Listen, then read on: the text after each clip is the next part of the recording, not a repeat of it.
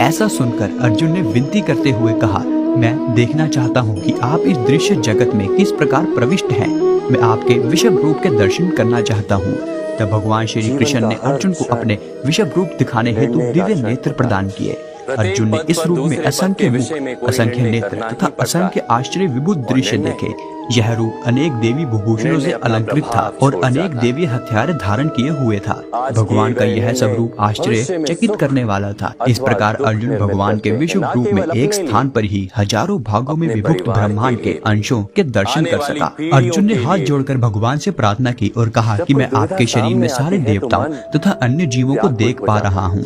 मैं कमल पर विराजमान ब्रह्मा जी और शिव जी और समस्त ऋषियों एवं देवी देवताओं को देख पा रहा हूँ।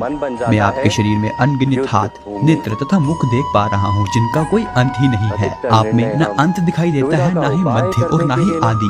आप ही परम है, आप ही इस ब्रह्मांड के परम आधार है।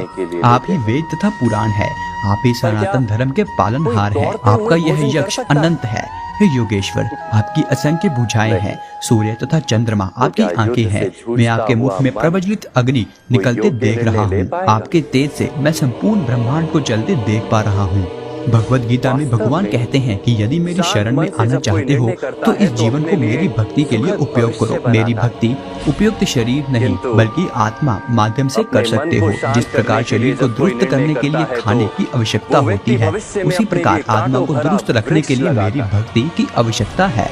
जब तक तुम इस भ्रम में रहोगे तुम एक शरीर हो, तब तक तुम मुझ तक पहुंच नहीं सकते। और जब तुम्हें यह ज्ञान हो जाएगा कि तुम नहीं अपितु एक आत्मा हो, तब तुम मेरे द्वारा दिया गया यह ज्ञान अर्जित करने और भक्ति करने के योग्य होगे। और तब तुम्हें मेरी शरण में आने से कोई नहीं रोक सकता। इस संसार में जो भी तुम छूते हो, चखते हो या देखते हो या फिर अनुभव करते हो, वह सब मेरी ही रचना है, परंतु मैं स्वयं इन सब से दूर हूँ। इस संसार में इंद्रियों के माध्यम से जो भी तुम अनुभव करते हो, उसे आत्मा का कोई संबंध नहीं है। भगवान कहते हैं कि आत्मा को कोई नहीं मार सकता। इस संदर्भ में भगवत गीता में एक श्लोक है, नैनम छिदन्ति क्षत्रियाणि नैनम दहति पावका ना चैनम कलेदयन्ति यपो ना शक्ष्योति मारुतः। अर्थात आत्मा को शस्त्र काट नहीं सकते, इसको आग नहीं जला सकती, इसको जल नहीं गला सकता और न ही वायु इसे सुखा सकती है। भगवत गीता में भगवान कहते हैं कि मनुष्य जीवन ही एक ऐसा अवसर है जब व्यक्ति स्वयं आत्मा को परमात्मा में विलीन कर सकता है और यह केवल भक्ति के द्वारा ही संभव है। इसलिए कहा जाता है कि मनुष्य जन्म प्राप्त करने सौभाग्य की बात है। 84 लाख योनियों में जन्म लेने के पश्चात मनुष्य जन्म प्राप्त होता है। इस जन्म में भी मनुष्य भिन्न भिन्न प्रकार के होते हैं। जैसे माया यानी धन के चक्रव्यूह में फंसकर व्यक्ति लोभ, दुर्विचार, जुआ आदि पर आकर्षित हो जाता है और अपना परमात्मा के साथ संबंध भूल जाता है।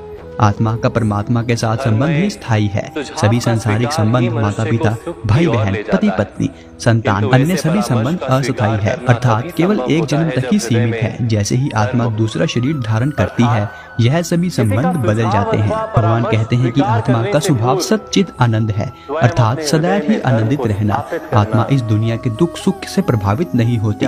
मनुष्य जीवन के 4 स्तंभ धर्म, अर्थ, काम और मोक्ष का ज्ञान जिस व्यक्ति को हो जाता है, उसे इस संसार से मुक्ति मिलना निश्चित है। इन 4 स्तंभों का वर्णन इस प्रकार है। धर्म का अर्थ भगवान भगवत गीता में विस्तार से समझाते हैं।